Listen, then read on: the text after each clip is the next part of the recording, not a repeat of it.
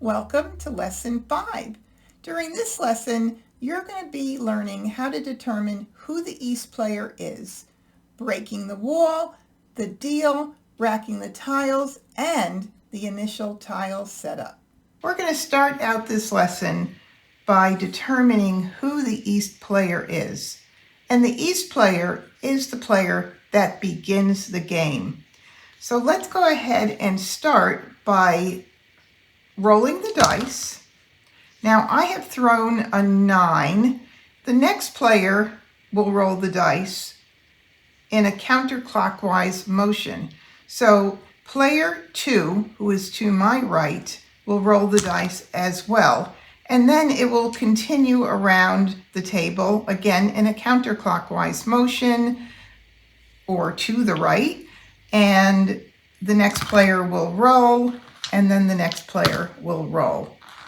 Whoever has the highest roll on the dice becomes the East player. So let's say I rolled a 7 and I'm the East player. The first thing you want to do is pick up the dice from the table and move them over just by the next player, who will be East's rack. This indicates to them that they are now the next player who will be rolling the dice to break the wall. All right, so we have rolled a 7 on the dice, and now it's time to break the wall. Breaking the wall in Mahjong is very much like splitting a deck of cards. It prevents cheating.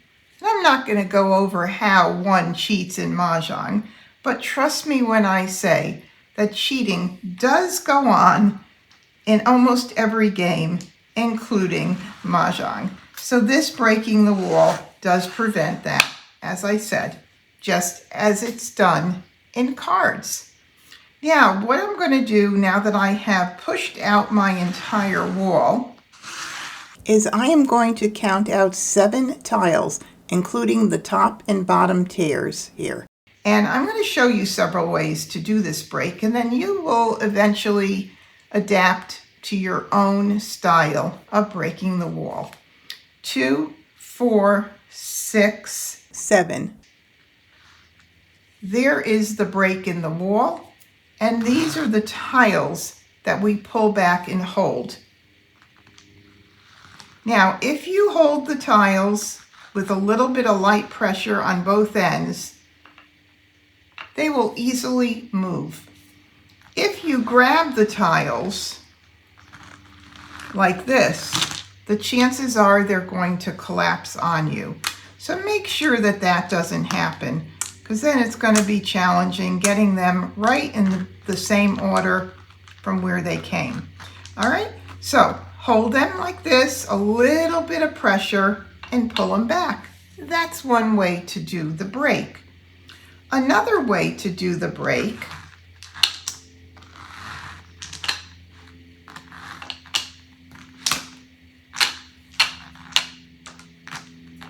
is to count the tiles out right from where they sit by your rack, in front of your rack. So you pull them out a little bit, and then you could go 2, 4, 6, 7. And then you could do the same thing that we did before by putting a little bit of pressure on the tiles and moving them very carefully to the center of the table. All right, I'll show you another way.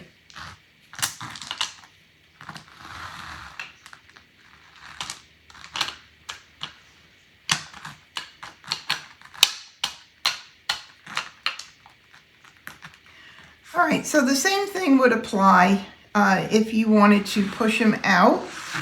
And instead of separating them out the way I did originally, you could then pull back 2, 4, 6, and 7. And you could do it that way. And I'm going to show you one more way. I want you to have all the ways that I've seen it done, and I'm sure there's probably some I I'm not going to get to, but nonetheless, these are the most common. Okay, so the next one would be you push it out a little bit and you hold back your 7, 2, 4, 6, 7. And then these tiles are moved out of the way and the rest of the tiles are pushed out by using the actual rack. All right, and then you have to put these tiles back in place exactly how they came. Now I want you to note something right now. This is very important. When you break the wall, the tiles that are counted out from the dice that are your break in the wall come back and sit exactly where they came from. To the right, this is exactly how they came from. And I'm going to explain to you why this is important. Well, first of all, the most important thing of all to me is that this is where they came from, so this is where they belong. The second thing is that when we pick tiles from the wall and push out additional tiles, it goes in a clockwise motion or to the left.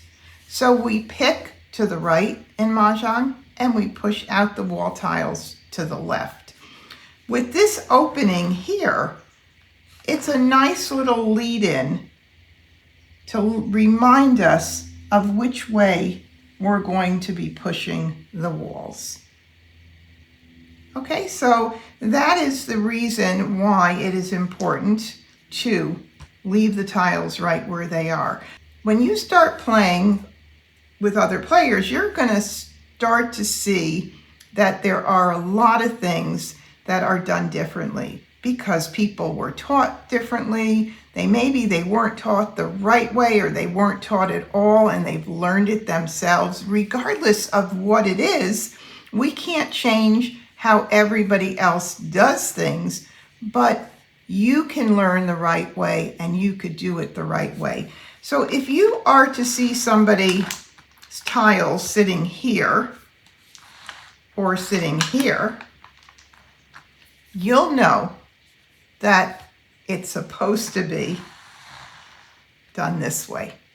All right, now that the wall is broken and you have an idea of the different ways to do the break, it's time for the tiles to get dealt out or dealt in, however you want to refer to it. But I do want to mention that in Mahjong, dealing is not the same as in a card game. In a card game, you have a dealer who deals all of the cards out for the other players, and that is required of the dealer.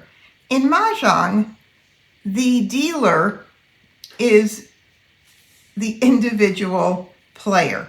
So everybody picks in their own tiles. And yes, it's still called a deal and picks their own tiles. So I'm going to pick my first two.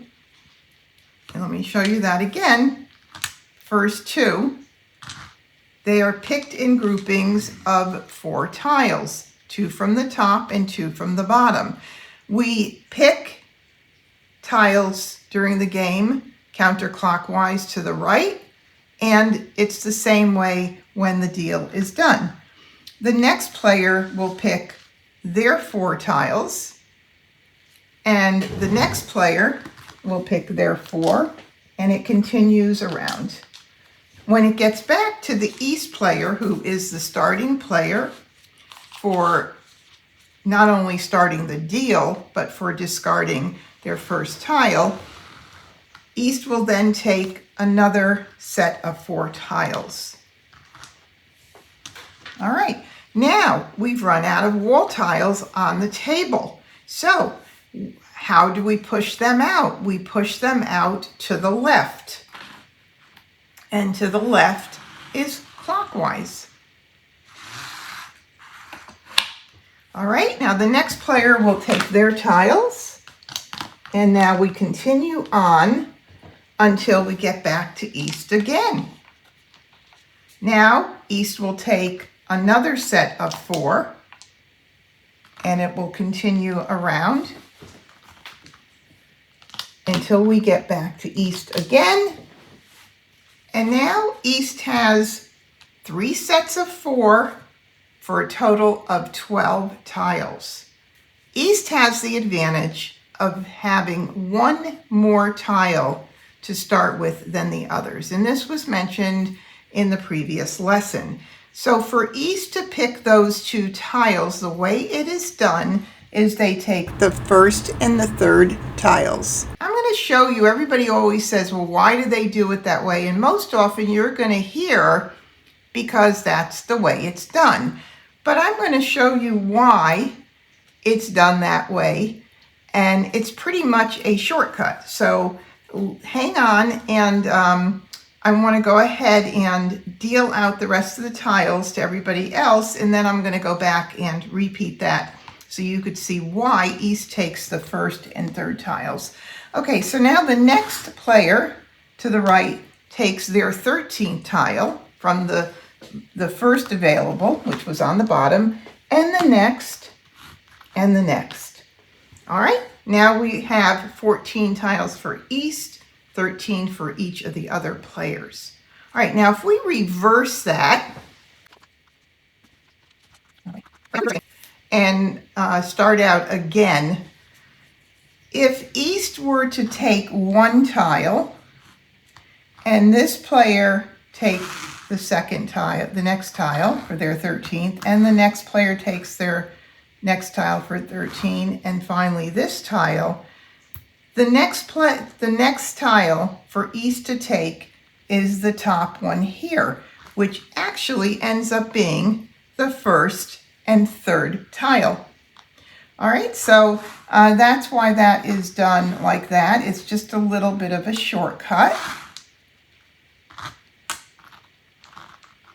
And I'm going to go ahead and do that first and third again and deal out the last tile to everybody. Alrighty, there we go. Beautiful. Everybody's got their tiles in.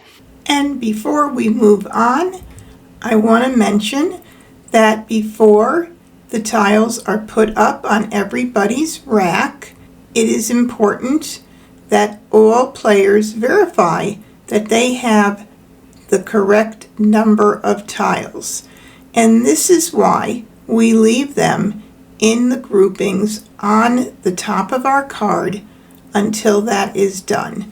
Once you've verified you have the right number of tiles, we can move on to the next step. And now it is time to what we call rack our tiles. And racking our tiles is merely putting them up on the rack, and it would be, this part of the rack is called the sloped part of the rack, or sloping part of the rack, and you heard about that in the previous lesson. I'm going to go ahead and move my rack out here and just tilt it so you get a better view of what I am doing. The tiles get set up in numerical order by suit. I put Winds and Dragons to the right. The reason I put Winds and Dragons on the right is because they have their own category, and it's almost the last category on the card, other than singles and pairs.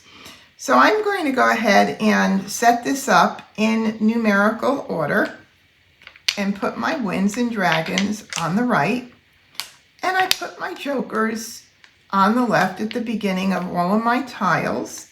And now I'm just going to proceed to put these in suit order, just like this.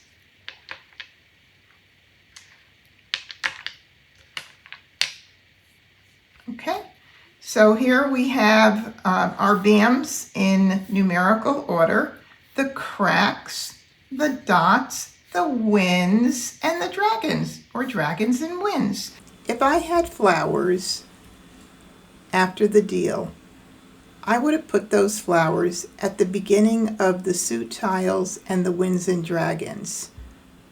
And the reason I put flowers at the front of the hand is because in all of the hands on the 2023 card. The flowers are at the beginning of the hands. In previous years, they were not only at the beginning of all of the hands, but sometimes you would find them in between. But I must say that the majority of the time, flowers are found at the beginning of the hands. All right, well, that concludes lesson number 5, and I will see you shortly in lesson number 6.